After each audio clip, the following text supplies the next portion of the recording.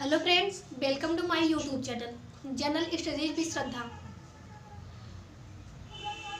Friends, आज हम मौलिक अधिकार पर बात कर रहे थे, तो उम्मीद करते हैं कि आपको अगला पार्ट अच्छे तरीके से समझ में आया होगा और काफ़ी समय तक याद भी रहेगा। तो देखो, हम बताए थे आपको कि मौलिक अधिकार 6 होते हैं और ये मौलिक अधिकार आपको पता है कि हमारे संविधान में जितनी भी चीज़ें हैं वो अलग अलग देशों से ली गई हैं। तो हम ये बताएंगे आपको कि मौलिक अधिकार कहाँ से लिया गया है, ये हमारा क्वेश्चन बनता है। तो ये मौलिक अधिकार हमारा यूएसए से लिया गया है। मौलिक अधिकार 6 होते हैं। भाग 3 में 12 से 35 आर्टिकल के अंतर्गत मौलिक अधिकार आते हैं। तो मौलिक अधिकार में हम 3 की बात कर चुके हैं, आगे चौथा हम पढ़ेंगे। तो हमारा चौथा मौलिक अधिकार यही है, धार्मिक स्वतंत्रता का अधिकार। तो धार्मिक स्वतंत्रता का अधिकार 25 से आर्टिकल नंबर 25 से 28। तो आपको तो पता होगा कि हमारा देश धर्मनिरपेक्ष राज्य है, यहाँ किसी भी धर्म को मान्यता नहीं दी गई है। तो आर्टिकल नंबर 25 से 28 के बीच धार्मिक स्वतंत्रता का अधिकार दिया गया है। तो वो हम एक एक करके हर आर्टिकल को अच्छे तरीके से समझेंगे। तो देखो, आर्टिकल नंबर 25 में यह बताया गया है कि हम किसी भी धर्म को मान सकते हैं, उसका आचरण कर सकते हैं और उसका प्रचार प्रसार कर सकते हैं। और आर्टिकल नंबर 26 में हम किसी भी धर्म का प्रबंधन मतलब धार्मिक प्रबंधन भी कर सकते हैं, धार्मिक प्रबंधन करने की भी स्वतंत्रता दी गई है आर्टिकल नंबर 26 में। और आर्टिकल नंबर 27 में हम धार्मिक कार्यों को संपोषित करना, मतलब ये संपोषित का मतलब होता है पैसा, मतलब हम धर्म के कार्य के लिए किसी से भी या फिर कैसे भी पैसा इकट्ठा कर सकते हैं, ले भी सकते हैं धर्म के कार्यों के लिए। ये हमारा मान्यता दिया गया है आर्टिकल में। आर्टिकल नंबर 28 में हमारा धार्मिक शिक्षा उपासना में उपस्थित होने की स्वतंत्रता, मतलब हम किसी भी धर्म के काम में जा सकते हैं या फिर अपना, बहुत सारे लोग अपना धर्म भी चेंज कर लेते हैं। हमारे देश में किसी भी धर्म को मान्यता नहीं दी गई है, हम किसी भी धर्म के काम में उपस्थित हो सकते हैं, ऐसा हमारे आर्टिकल में हमको अधिकार मिला है। देखो, सांस्कृतिक शिक्षा का अधिकार, हमको लगता है कि धार्मिक स्वतंत्रता का अधिकार आपको अच्छे से समझ में आ गया होगा, आर्टिकल नंबर 25 से 28। और सांस्कृतिक शिक्षा का अधिकार, तो आर्टिकल नंबर 29 और 30 के बीच सांस्कृतिक शिक्षा का अधिकार दिया गया है। आर्टिकल नंबर 29 और 30 के बीच सांस्कृतिक शिक्षा का अधिकार दिया गया है। तो ये आर्टिकल, ये 29 और 30 जो आर्टिकल है ये अल्पसंख्यक के लिए है। तो ये हमारा क्वेश्चन बनता है कि कौन से आर्टिकल में अल्पसंख्यक को विशेष प्रावधान दिया गया है। तो यही आर्टिकल नंबर 29 और 30 के बीच अल्पसंख्यक को विशेष सुविधाएं दी गई हैं। जैसे कि आर्टिकल नंबर 29 में है अल्पसंख्यकों के हितों के लिए संरक्षण। देखो, न्यूज में तो हमेशा आता रहता है ना कि अल्पसंख्यक के लिए ये काम वो काम, तो यही अल्पसंख्यकों का हितों का संरक्षण आर्टिकल नंबर 29 में हमारे मौलिक अधिकार में शामिल है। और आर्टिकल नंबर 30 में शिक्षा संबंधी प्रावधान है, अल्पसंख्यक के लिए शिक्षा संबंधी प्रावधान आर्टिकल नंबर 30 में दिया गया है।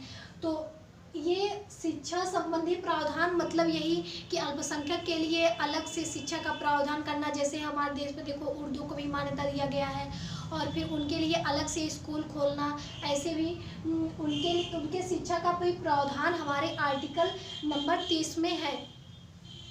तो सांस्कृतिक शिक्षा के अधिकार में तो हमें अल्पसंख्यक की बात की गई है आर्टिकल नंबर 29 और 30 में।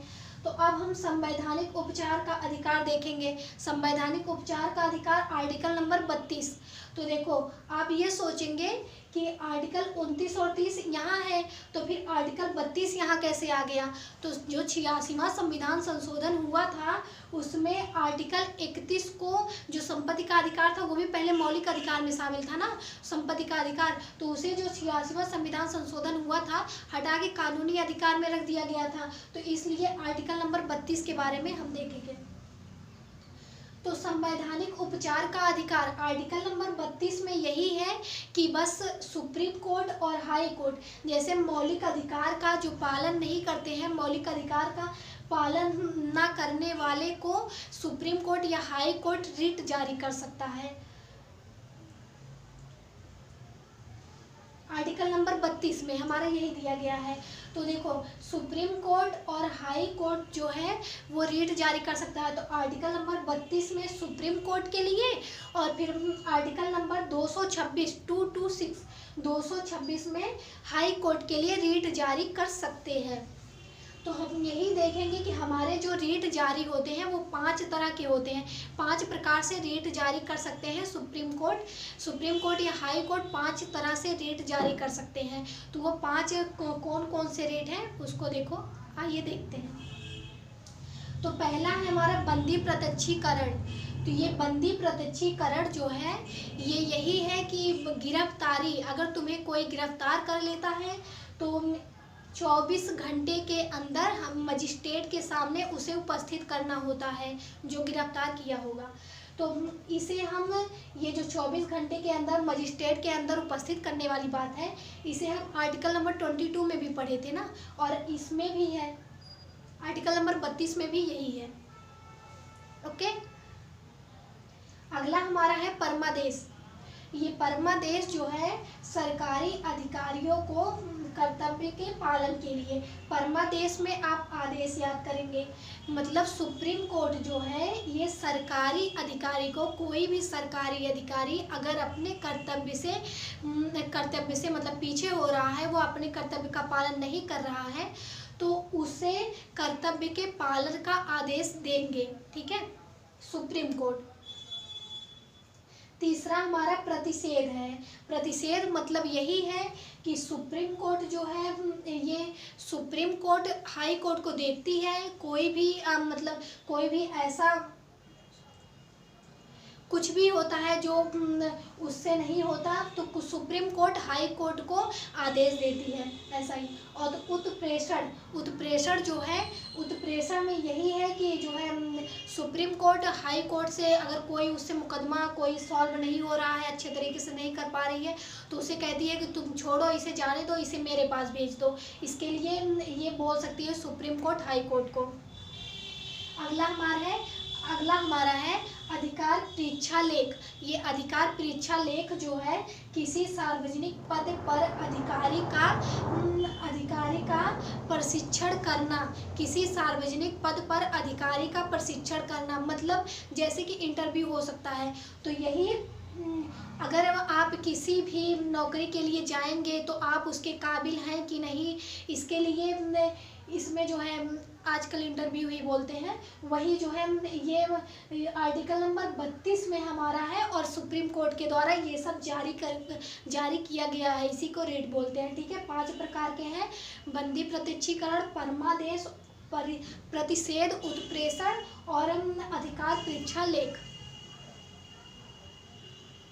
और अगला देखो, संवैधानिक उपचार का अधिकार। ये जो संवैधानिक उपचार का अधिकार है इसे B.R. अम्बेडकर ने संविधान की आत्मा कहा है। संवैधानिक उपचार के अधिकार को B.R. अम्बेडकर ने संविधान की आत्मा कहा है। तो आप ये सोचेंगे कि संविधान की आत्मा तो जो है प्रस्तावना को कहा गया है, तो हाँ, प्रस्तावना को भी संविधान की आत्मा कहा गया है, पर जब ये क्वेश्चन बनेगा कि B.R. अम्बेडकर ने किसे संविधान की आत्मा कहा है, तो हम बताएंगे कि संविधान की आत्मा जो है B.R. अम्बेडकर ने संवैधानिक उपचार को कहा है, आर्टिकल नंबर 32। और फिर ऐसे बनेगा तो फिर हम ऐसे संविधान की आत्मा क्या है, तो संविधान की आत्मा वैसे प्रस्तावना को कहा जाता है। और फिर तो हमने आपसे पहले कहा था कि आर्टिकल नंबर 12 से 35 के अंतर्गत मौलिक अधिकार आते हैं, तो हम आर्टिकल नंबर 32 तक बात कर चुके हैं, और 33, 4 और 5 ये तीनों भी जानेंगे ना इसके बारे में, क्योंकि 12 से 35 तक होते हैं। तो यही जो 33 और 34 और 35 है ये अधिकार संसद को दिए गए हैं।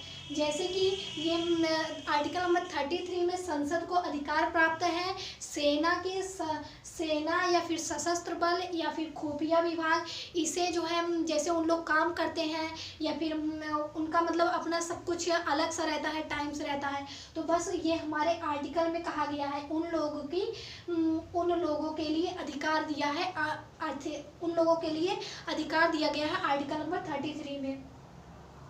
और आर्टिकल नंबर 34 में मार्शल लॉ जैसे कहीं पर लागू हो जाता है तो उसका भी अधिकार हमें आर्टिकल नंबर 34 में दिया गया है। और फिर आर्टिकल नंबर 35 में यही है, मौलिक अधिकार संबंधी कानून के बारे में संसद को ही अधिकार दिया गया है आर्टिकल नंबर 35 में। और मौलिक अधिकार यूएसए से लिया गया है, हम आपको बता दिए हैं। हमको लगता है कि आप अच्छे तरीके से इसे समझ गए होंगे। अगर एक बार देखने पर नहीं समझ में आएगा तो कृपा करके शांत जगह पे बैठ के अच्छे से एक बार वीडियो को देख लेना, तो अच्छे तरीके से काफ़ी समय तक याद रहेगा।